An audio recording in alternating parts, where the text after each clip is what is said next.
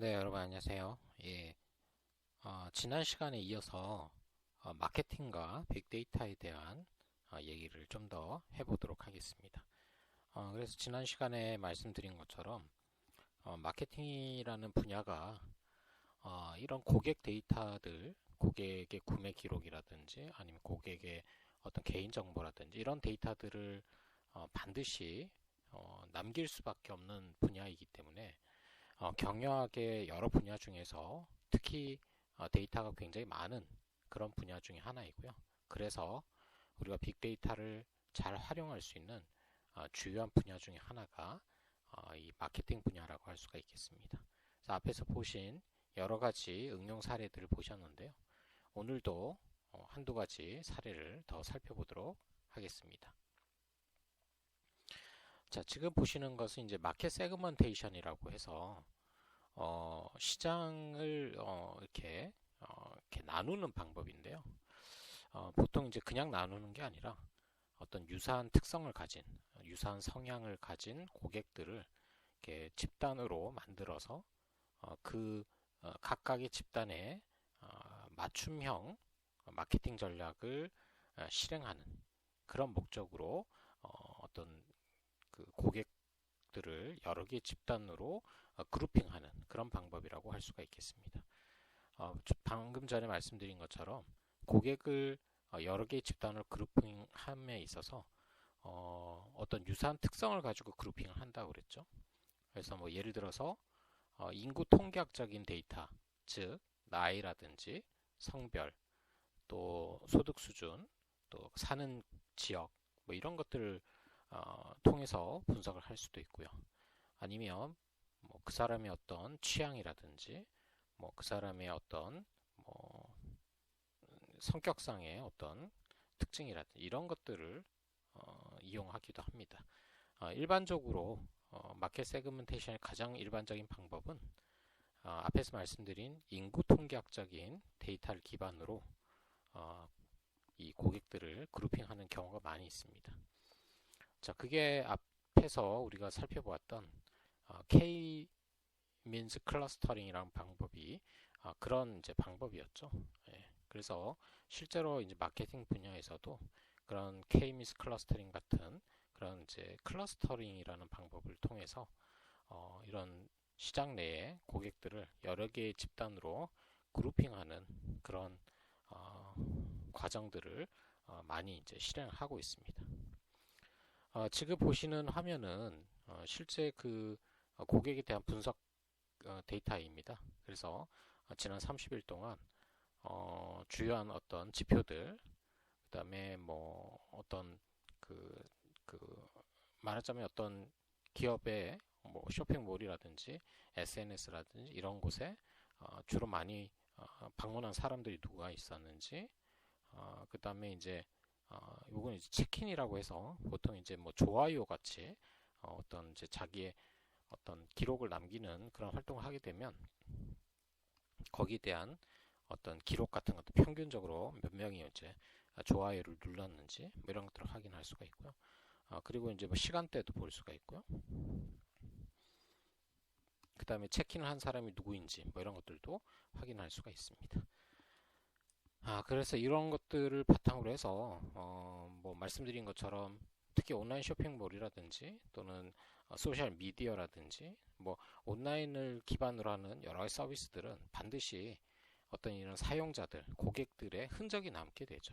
그런 흔적들을 우리가 활용을 해서 여러 가지 분석을 할 수가 있겠습니다. 그래서 이런 사람들의 어떤 흔적, 어떤 체킹 기록이라든지 또는 이제 방문 횟수라든지 뭐 이런 것들을 기반으로 해서 우리가 이제 군집화를 할 수가 있겠습니다. 그래서 좀 전에 보신 거와 같은 자료죠. 어떤 특정한 사람에 대해서 이 사람이 뭐 최근에 며칠 동안 방문했는지, 에버리 체킹이 어느 정도 되는지, 그다음에 뭐 어떤 그 사회적 그 소셜 활동을 어느 정도로 하고 있는지, 뭐 여러 가지 이제 그런 것들을 분석을 해낼 수가 있고요. 지금 보시는 것처럼 성별로도 우리 기업에 좀 그 활용을 하고 있는 남성, 여성의 비율이 어느 정도 되는지, 나이는 어느 정도 되는지 이런 것들을 확인할 수가 있습니다. 그래서 이런 자료들이 충분히 개인별로 누적이 된다면 그런 데이터를 분석해서 유사한 어떤 구매 특성을 가지는 고객 집단을 우리가 찾아낼 수 있겠습니다. 자, 그래서 그런 이제 뭐 어떤 고객 성향이라든지 어떤 구매 기록을 바탕으로 해서 고객을 군집화하는 방법도 있고요. 또 일반적으로 더 많이 이제 사용되는 방법은 이 사람들의 어떤 인구 통계학적인 데이터의 특성을 이용해서 군집을 만드는 경우가 더 많은 사례들이 있습니다. 지금 보시는 사례는 호주의 오페라 하우스, 뭐 잘 아시죠? 시드니에 있는 오페라 하우스라고 하는 그 극장의 사용자들에 대한 세그멘테이션 사례입니다. 사실 이 사례는 뭐 꽤 오래전에 이렇게 공개된 사례인데요. 뭐 최근에도 뭐 여전히 이런 유사한 방식으로 고객에 대한 분석을 통해서 맞춤형 어떤 마케팅 전략을 구사하고 있는 것으로 이렇게 알려져 있습니다. 그래서 지금 보시면 뭐 간단한 예시 세그먼테이션 이게 되겠죠. 그래서 지금 세그먼트라고 하는 게 이제 어떤 유사한 특성을 가지는 사람들의 집단을 얘기합니다. 그래서 이제 오페라 하우스 같은 경우에 시드니 오페라 하우스 같은 경우에 지금 보시면 6개의 집단으로 자기들의 고객들을 그룹핑을 했습니다. 그래서 지금 보시면 첫 번째 세그먼트는 retired, 즉 은퇴자들의 그룹이 되는 거죠. 그래서 이 사람들의 특징은 뭐 지금 보시는 것처럼 60살 이상이고 혼자나 또는 뭐 그룹으로 이렇게 오페라 공연을 보러 오는데 시간이 뭐 꽤 많기 때문에 평일이든 뭐 언제든 좀 이렇게 할인을 해주는 그런 이제 티켓이라든지 시간이 있다면 그런 시간이나 뭐 티켓을 이용해서 좀 이렇게 싸게 구매를 해서 공연을 즐기려고 하는 그런 그룹이다. 이렇게 돼 있는 거죠. 이 사람들은 뭐 아주 돈이 없진 않겠지만 그래도 은퇴자이기 때문에 어떤 고정적인 수익이 없을 수도 있죠. 그래서 약간 이제 가격에 센시티브한 그런 특징을 가지고 있고 그래서 이런 그 리타이어드 세그먼트 같은 경우는 이 분들의 어떤 특성에 맞는 그런 마케팅 전략이 필요하죠. 뭐 예를 들어서 좀 저가의 쿠폰 같은 거, 티켓 같은 것들을 이런 이제 경로 우대로 제공한다든지 뭐 그런 이제 어떤 서비스가 필요하다고 봅니다. 그 다음에 이제 두 번째 그룹은 Mature Sophisticated 이렇게 돼 있는데 요거는 뭐 어떻게 보면 이제 가장 좀 경제적으로 여유가 있는 그런 이제 중년의 사람들을 얘기하는 거죠. 그래서 45살부터 60살까지 주로 이제 직업을 가지고 있는 그런 이제 그 사람들의 그룹을 말하는 거고요. 보통 이제 뭐 자녀들도 있고 뭐 없는 경우라도 아무튼 뭐 조금 여유 있는 그런 이제 그 충분한 이제 소득이 있는 그런 이제 집단일 가능성이 높다는 거죠. 물론 뭐 모든 사람이 다 그런 건 아니지만 이 나이대에 좀 소득이 충분히 있는 그런 이제 사람들 집단을 우리가 이제 mature, sophisticated segment라고 이름을 붙였습니다. 이거는 뭐 제가 지은 게 아니라 이 오페라 하우스에서 이런 식으로 이제 네이밍을 한 거예요. 그래서 이 사람들은 이제 주로 뭐 일을 하기 때문에 오페라를 주말 밤에 많이 이제 관람을 하게 되겠죠. 그리고 이제 뭐 가격은 그렇게 뭐 신경 쓰지 않습니다. 아무래도 뭐 주말 저녁에는 공연 가격도 비쌀 테니까. 그렇지만 이 사람들이 이제 좀 소득이 있고 고정적으로 이제 일을 하는 사람들일 가능성이 높기 때문에 가격에 그렇게 뭐 이렇게 센서티브 하지 않은 그런 이제 특징을 가지고 있고요. 그리고 뭐 그것뿐만이 아니라 뭐 충분히 이제 뭐 비용을 지불해서라도 회사 동료들이나 뭐 이런 가족들이나 같이 이제 활동도 하고 즐기고 싶은 이런 이제 계층이라고 할 수가 있겠습니다. 그래서 이런 이제 그 어처 서피스케이티드의 그룹에 해당되는 사람들은 아무래도 이제 여유가 있는 사람들이니까 뭐 이렇게 저렴한 어떤 그 티켓이라든지 이런 거보다는 좀 더 고급의 좀 고급 클럽의 어떤 그 뭐 룸이라든지 아니면 좀 공연도 수준 높은 그런 이제 뭐 유명한 오페라 무대라든지 뭐 이런 것들을 선호하는 그런 특징을 가지고 있는 거죠. 그래서 이런 계층에는 당연히 그 계층에 맞도록 좀 고가이더라도 여유 있는 그런 이제 그 공연을 볼 수 있는 기회를 제공해 주는 게 마케팅 전략의 하나의 방법이 될 수 있을 거라고 생각이 됩니다. 그다음에 세 번째 그룹은 이제 Gen X라고 해서 사실 뭐 예전에 이제 X 세대라는 용어가 있었죠. 제네레이션 X. 요즘은 MG, MZ 세대 뭐 이런 얘기 합니다만 이 사례가 조금 이제 조금 예전 자료이다 보니까 X 세대가 그 당시만 해도 꽤 이제 뭐 30대, 35세 그 정도의 사람들을 얘기하는 그런 이제 계층이 되겠습니다. 그래서 X세대는 이제 조금 소득 수준은 중년층보다 좀 떨어지더라도 뭐 하여튼 직장도 가지고 있고 충분히 이제 어느 정도 돈을 그 벌 수 있는 직업을 가지고 있는 경우가 많기 때문에 아까 위에 있는 그런 이제 머추어 서피스케이티드와 유사하게 충분히 이제 가격과 그렇게 뭐 센시티브 하지 않게 그렇게 활동할 수 있는 사람들이 할 수 있고요. 그리고 이 사람들은 이제 뭐 아무래도 젊은 사람들이 많으니까 주말 오후뿐만이 아니라 뭐 평일이나 이럴 때 저녁에도 시간을 충분히 이제 할애할 수 있고요. 그다음에 이제 꼭 오페라뿐만 아니라 여러 가지 그 관련된 행사라든지 이런 데도 이제 활동을 할 수 있는 그런 특징들을 가진 사람이죠. 그래서 이런 사람들은 이제 좀 더 좀 뭐 아주 그 고가의 오페라 공연보다는 조금 이제 캐주얼한 그런 이제 젊은 사람의 어떤 그 취향에 맞는 그런 공연들을 제안한다면 충분히 참여를 할 수 있는 구매를 가능한 그런 이제 고객군이라고 할 수가 있겠습니다. 그래서 이게 이제 X 제네레이션에 해당되는 그런 케이스가 되는 거죠. 그 다음에 이제 네 번째 세그먼트는 패밀리스라고 해서 35세에서 45세 정도의 그 사람들 그룹, 특히 이제 결혼을 한 그리고 이제 뭐 보통 자녀도 있는 그런 이제 그런 사람들을 얘기하는 거고요. 그래서 뭐 자녀들이 있고 하니까 그 자녀들과 같이 볼 수 있는 공연 뭐 이런데 또 관심이 많은 그런 이제 계층이라고 할 수가 있겠습니다. 이 사람들도 그 아무래도 부양가족도 많고 아직 이제 아주 좀 그 나이가 많은 층은 아니기 때문에 소득의 정도가 그렇게 높진 않을 수도 있습니다. 뭐 그럼에도 불구하고 공연에 대한 이제 관심이 있을 수 있는 거고요. 그래서 특히 이제 어린 자녀들의 어떤 이제 뭐 학교 기념일, 학교 쉬는 날이라든지 또 공휴일이라든지 뭐 주말 이런데 공연에 대한 이제 관람을 많이 하는 그런 이제 사람들이 할 수 있겠고요.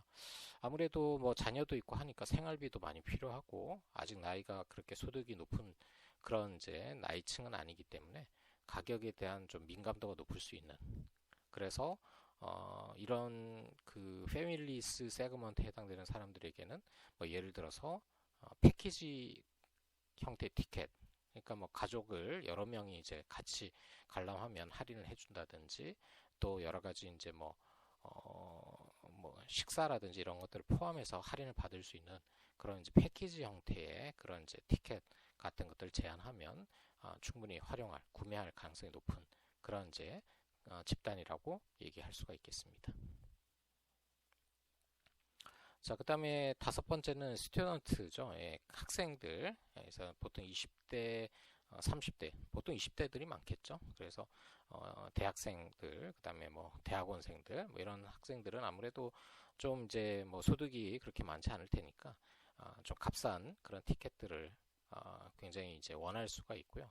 또 뭐 아주 고전적인 공연보다는 좀 캐주얼한 공연이라든지 뭐 쇼라든지 이런 데 더 관심이 있을 수도 있겠습니다. 그래서 그 지금 보시면 트렌디 쇼 같은 거 클래식보다는 트렌디 쇼 같은 데 더 관심이 있을 수가 있다는 거죠. 그리고 아무래도 이제 뭐 학생들은 뭐 이렇게 직업이 없는 경우가 많을 테니까 가격에 꽤 이제 민감한 거죠. 그래서 학생 할인이라든지 이런 것들 해주면 그만큼 이제 어, 이 군집에서 어떤 고객군을 충분히 이제 확보할 수 있을 거라고 생각합니다. 그리고 이제 마지막으로 투어리스트 세그먼트로 들어가 보도록 할게요. 투어리스트는 이제 보통 이제 관광객들을 얘기하는 거죠. 그러니까 시드니가 뭐 호주 내에서도 수도이기 때문에 수도는 정치적 수도는 아니지만 굉장히 큰 대도시죠. 그래서 아무래도 이제 문화 도시이기 때문에 호주 내에 있는 다른 도시의 사람들도 많이 이제 관광을 오고 또 해외에서도 이제 관광객들이 많이 오니까 이런 사람들은 이제 뭐 자주 오지는 않지만 그래서 뭐 방학이라든지 휴가 때 이제 방문을 하게 되고 그래서 뭐 아주 그 뭐 백패커스 같은 아주 좀 무전 여행이죠. 무전 여행 하는 사람이 아니라면 가격에 그렇게 민감하지 않을 수 있는 거죠. 왜냐하면 호주 시드니 오페라 하우스를 한번 이제 볼 수 있는 기회가 그렇게 많지 않잖아요. 특히 해외에서 온 방문객들은 그만큼 또 비용이 또 많이 들기 때문에 그래서 가격에 그렇게 민감하지 않고 특히 이제 그 호주의 어떤 특성을 좀 이렇게 좀 경험할 수 있는 그 오스트레일리안 익스피리언스 같은 그런 이제 경험을 할 수 있는 그런 이제 프로그램이라든지 뭐 이런 것들을 추천해주면 굉장히 좀 잘 구매를 할 가능성이 높다는 겁니다. 그래서 이 오페라 하우스에서 본인들의 이제 고객군을 대략적으로 한 6개 그룹으로 나눠 가지고 아까 말씀드린 것처럼 이제 어떤 이제 그 티켓이라든지 뭐 음료라든지 공연의 내용이라든지 이런 것들을 좀 차별화해서 마케팅을 이제 하려고 하는 것이고요. 거기에 이제 다음 페이지에 있는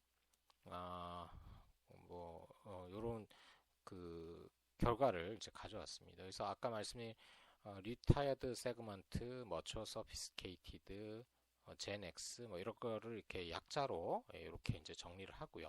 요게 이제 전체 오디언스 중에 관람객 중에 11% 정도가 리타이어드 고객이고 34%가 머추어 서피스케이티드 뭐 이렇게 돼 있다는 거죠. 그래서 이런 기록을 바탕으로 해서 그 고객에 맞는 이제 서비스를 제공할 수가 있습니다. 밑에 보시는 것처럼 이제 오페라 하우스에는 오페라 공연도 하고 뭐 여러 가지 다른 공연들도 하지만 또 안에서 이제 뭐 식당이라든지 뭐 기념품 가게라든지 이런 것들을 운영을 하고 있거든요. 그래서 보통 이제 공연을 보러 오면 좀 여유 있는 분들은 이제 식사도 그 안에서 지금 보시는 것처럼 아주 전망도 좋고 하기 때문에 식사도 할 수 있는 그런 기회가 있기 때문에 그런 것들을 이제 잘 활용해서 마케팅에 이용을 할 수가 있겠습니다. 그래서 그런 이제 앞에 보신 세그먼트를 기반으로 해서 뭐 한 세 개 정도 3개 정도의 그룹에 대해서 머처 서피스케이티드, 젠 X, 패밀리 그룹에 대해서 어떤 전략을 우리가 할 수 있을지 그리고 그 전략을 통해서 얼마나 수익을 올릴 수 있을지 뭐 이런 것들을 이렇게 오페라 하우스에서 뭐 크로스셀링 스트래티지 그 다음에 업셀링 스트래티지 이런 것들을 이렇게 정해서 실행을 하고 있습니다. 크로스셀링 스트래티지는 어떤 고객이 하나의 상품을 구매하면 같이 구매할 만한 가능성이 있는 상품을 추천해서 둘 다 구매하도록 이렇게 유도하는 그런 전략을 우리가 크로스셀링 스트래티지라고 얘기를 합니다. 반면에 이제 업셀링 스트래티지는 이제 업셀링이라는 것은 보통 이제 위로 올리다 이런 뜻을 가지고 있는 거죠. 그래서 보통 이제 지금 현재 이 사람이 구매한 상품보다 좀 더 고가의 또는 좀 더 고품질의 상품을 다음에는 구매할 수 있도록 이렇게 유도하는 전략이 업셀링 스트래티지가 되어 있습니다. 그래서 크로스셀링에 보시면 지금 보시면 뭐 이런 식사라든지 음료라든지 이런 것들을 같이 판매하는 거 이게 특히 머처 서피스케이티드 계층에서는 굉장히 효과가 있을 것이다. 그 다음에 온라인으로 그 어떤 그 어떤 구매를 하게 한다든지 뭐 이런 것들을 통해서 이득을 볼 수 있는 계층도 좀 있고요. 특히 이제 좀 의미가 있는 게 이렇게 달러 3개짜리가 수익성이 있는 이제 어떤 전략이라 할 수가 있는 거죠. 그래서 예를 들어서 디너 앤 쇼 패키지, 아까 말씀드린 것처럼 이쪽 계층은 좀 부유한 계층이니까 식사와 쇼를 같이 이제 이렇게 좀 묶어서 좀 할인해주면 굉장히 이렇게 충분히 이용할 가능성이 있는 거고요. 식사 아니라도 이제 뭐 간단한 음료나 이런 것들도 바 같은 데서 구매하도록 하는 그런 경우는 이제 패밀리 계층의 그 군집에 해당되는 사람들은 그런 것들이 이제 좀 전략적으로 잘 이렇게 어울릴 수 있다는 겁니다. 그러니까 디너는 아무래도 이제 조금 이렇게 우리가 정찬이라고 얘기하잖아요. 좀 가격이 비싸고 푸드 베버리지는 이제 뭐 보통 그런 패스트푸드 같은 것들이니까 아무래도 이제 좀 가격이 싼데 요거를 이렇게 티켓하고 같이 사면 더 할인해 준다든지 라면 이런 가족 단위의 어떤 군집에서는 그런 것들이 충분히 또 이렇게 어필할 수가 있다는 겁니다. 그 다음에 이제 뭐 쇼 패키지를 이제 이렇게 뭐 여러 가지 공연을 묶어서 같이 구매하면 더 할인해 주는 거 이런 것들은 이제 젠 X 이런 집단에 조금 더 의미 있는 그런 거라고 할 수가 있겠고요. 기프트 카드 같은 경우도 이제 MS나 GX 군집에서 충분히 이제 통할 수 있는 그런 이제 전략이라고 할 수 있겠습니다.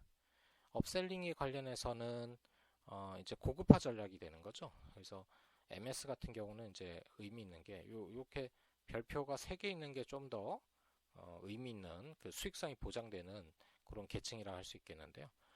이런 1등석이라든지 뭐 프라이빗 라운지라든지 뭐 이런 것들을 제공하는 그런 이제 서비스를 이제 제안을 하면 여기 이 MS 세대는 제일 부유하니까 그런 것들을 구입할 가능성이 높다는 거죠.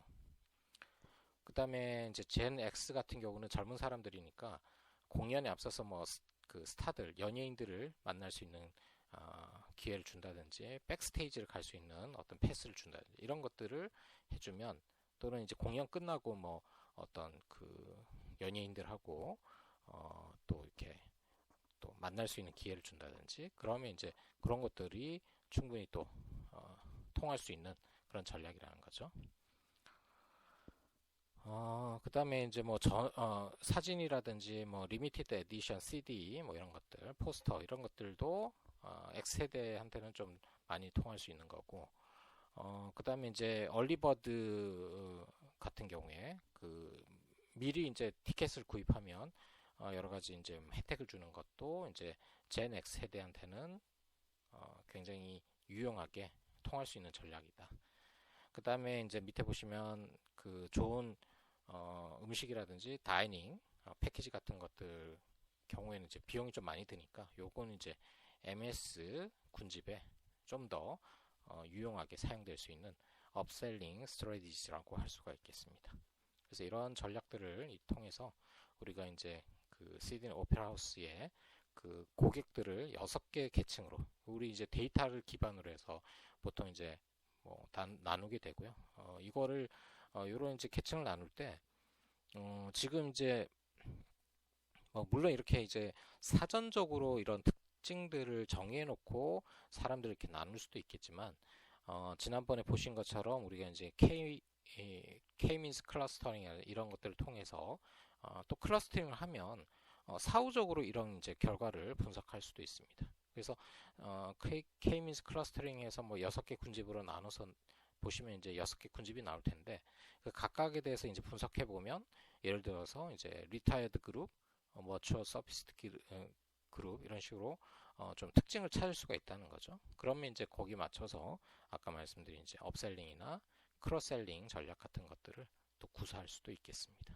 그래서 이런 것들이 일반적으로 시드니 오페라 하우스뿐만이 아니라 대부분의 이제 이런 서비스 산업 또는 뭐 제조업체도 마찬가지죠. 마케팅 분야에서 이 마켓 세그먼테이션을 통해서 어떻게 데이터를 활용하고 있는지 이런 것들을 보여주는 하나의 이제 사례라고 할 수가 있겠습니다. 예, 그래서 그런 것들을 한번 뭐 사례로 한번 이렇게 같이 좀 살펴보셨고요. 자, 그 다음에 이제 뒤에 있는 것은 센티먼트 어널리시스라고 해가지고 이제 감성 분석이라고 얘기하는데, 이거 뭐냐면 이제 마케팅에서 우리가 이제 그 고객들의 어떤 뭐 상품이나 서비스에 대한 평가, 이런 데이터들을 좀 잘 분석해 보면 우리 제품이나 서비스의 어떤 문제점이라든지 또 개선할 점 같은 것들을 또 찾을 수가 있고요. 그리고 이제 고객들이 우리 제품에 대해서 뭐 경쟁사 다른 제품보다 어떤 감정을 가지고 있는지, 좀 긍정적인지 부정적인지, 이런 것들을 우리가 분석해낼 수가 있겠습니다. 그래서 지금 보시는 이제 사례는 요게 이제 그 말하자면 이렇게 하나의 상품평이라고 생각하시면 되고요. 그 아마존닷컴 같은 경우도 이제 우리가 상품평 같은 데 보면 어떤 상품에 대한 긍정적인 상품평 또 부정적인 상품평들이 굉장히 자세하게 기록이 되어 있습니다. 이게 이제 고객들이 이렇게 쓰는 거죠. 이렇게 이제 고객들이 남긴 글을 물론 이제 다 읽어볼 수도 있겠지만 이거를 기업에서 모든 그 상품평을 다 읽어서 이렇게 이해하고 정리하기 쉽지가 않잖아요.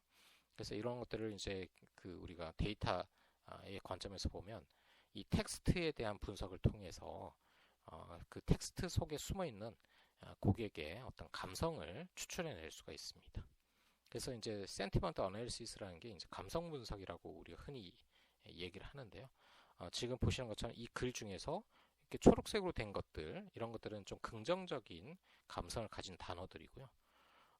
지금은 빠져 있지만 이제 노란색인 경우는 이제 부정적인 거, 약간 저 빨간색, 노란색 같은 경우는 이제 약간 이제 부정적인 그런 이제 의미를 가진 거고요. 회색은 뭐 별로 이렇게 뭐 긍정이나 부정이 아닌 경우도 있을 겁니다. 그래서 뭐 이런 식으로 쭉 해가지고 말하자면 긍정적인 단어가 몇 번 나왔는지 또 부정적인 단어가 몇 번 나왔는지를 카운팅 해가지고 이걸 점수화를 할 수가 있습니다. 그래서 보시면 이제 여기 다큐먼트 센티먼트 스코어라는 게 있죠. 0.39 뭐 이런 점수가 있는데 이런 것들이 말씀드린 이제 그런 그 평가, 그 감성에 대한 평가를 통해서 고객의 어떤 감성 점수라는 것을 계량화해서 보여주는 그런 이제 결과라고 얘기할 수가 있겠습니다.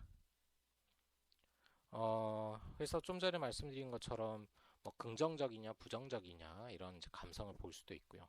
좀 더 세부적으로 나누면 고객들이 얘기하는 글 중에서 어떤 뭐 이런 여러 가지 감정들을 우리가 이제 평가할 수도 있다는 겁니다. fear라 뭐 joy, sadness, surprise, unknown, anger, 그다음에 disgust 뭐 이런 이제 감성들을 우리가 이제 측정할 수가 있는 거고요. 이런 것들을 확인하기 위해서는 지금 보시는 것처럼 이런 두려움에 관련된 단어들, 여기 이제 파란색으로 표시된 게 두려움에 관련된 단어들이고 빨간색으로 표시된 것들은 disgust, 혐오에 관련된 것들, 좀 화남에 관련된 것들은 이런 분노에 관련된 글들, 단어들 뭐 이런 거라고 생각하시면 되겠습니다. 그래서 이런 것들을 이제 사전에 미리 그 정의를 해 놓습니다. 이런 단어들은 분노에 관련된 단어들이고 이런 단어들은 즐거움에 관한 거고 이런 것은 슬픔에 관한 거고 그래서 이런 것들을 말하자면 단어에 대한 어떤 감성들을 미리 지정해 놓고 우리가 이제 텍스트 분석을 할 수 있는 여러 가지 도구들을 이용해서 분석을 해보면 이 감성들이 어떤 결과로 나오는지를 분석할 수가 있거든요. 그래서 고객들이 우리 상품에 대해서 분노를 얘기하는지, 분노를 가지고 얘기하는지, 아니면 굉장히 기쁨을 느끼면서 글을 쓰고 있는지, 아니면 실망을 하고 있는지, 아니면 놀라움을 표현하고 있는지 이런 것들을 우리가 이제 또 감성 분석을 통해서 측정할 수도 있겠습니다. 자, 그래서 좀 전에 말씀드린 것처럼 그런 감성 분석 같은 것들을 할 수 있고요. 좀 더 좀 앞에 있는 거는 이제 Hello, everyone. 한 6가지, 7가지 정도로 감성을 나눴는데 좀 더 그 세부적으로 나누면 뭐 이런 식으로 이제 세부적인 감성을 찾을 수도 있습니다. 뭐 지금 보시면 여러 가지 그 다양한 감성들을 얘기하고 있죠. 그래서 이제 그 단어들에 대해서 우리가 이제 이런 분석을 하게 되면 어떤 특정한 얘기에 대해서 사람들이 어떤 감성으로 얘기하고 있는지 지금 보면 이제 그랜드 캐니언이라고 하는 관광지죠. 그 관광지에 대해서 사람들이 어떤 얘기들을 하고 있는지를 이제 감성 분석을 한 그런 결과가 되겠습니다. 네, 그래서 우리 이제 그랜드 캐년에 대해서 이렇게 보면 이쪽 부분에 대한 굉장히 그 감성들이 많이 있죠. 글들 보면 excited라든지 alert, 뭐 elated, 뭐 happy, present, active 뭐 이런 쪽 감정을 글에서 많이 느낄 수 있는 거고요. 밑에서도 뭐 contented라든지 뭐 relax 뭐 이런 이제 좀 그 긍정적인 그런 이제 고객 그 이용자들의 평가를 볼 수가 있고요. 반면에 이제 좀 이렇게 부정적인 것들, 이쪽이 이제 부정적인 것들인데, 부정적인 글은 긍정적인 글에 비해서 훨씬 숫자가 적은 것을 확인할 수가 있습니다. 그래서 우리 이제 그랜드 캐년이라는 관광지에 대해서 고객들이, 사용자들이 어떤 감성을 가지고 있는지 이런 것들을 확인할 수가 있고요. 그래서 이걸 통해서 어떤 이제 조금 더 보완할 점이라든지 또는 뭐 개선할 점이라든지 이런 것들을 또 찾아낼 수도 있겠습니다. 네, 우리 이제 그 지금까지 마케팅 분야에서 그 빅데이터를 이용해서 또 인공지능을 이용해서 도움을 받을 수 있는 여러 사례들을 좀 살펴보셨고요. 뭐 사례에 대해서 아주 그 상세하게 보진 않았지만 간단하게 주요한 내용들 위주로 해서 좀 살펴보셨습니다. 이후에 제가 또 다른 강의에서 조금 더 상세하게 설명드릴 수 있는 부분들은 더 상세하게 설명드릴 예정이고요. 오늘은 이제 지난번에 파이낸스 또 마케팅 이번 강의에서 이 분야에서 빅데이터와 AI가 어떻게 활용될 수 있는지 그리고 그런 것들이 어떤 혜택을 주는지를 같이 한번 살펴봤습니다. 그래서 이런 응용 사례들을 한번 정리를 잘 해보시고요. 또 다른 응용 사례들도 많이 있으니까 여러분들도 한번 어떤 사례가 있을지 이렇게 한번 찾아보는 것도 좋을 것 같습니다. 네, 오늘 수업은 여기까지 진행하도록 하고요.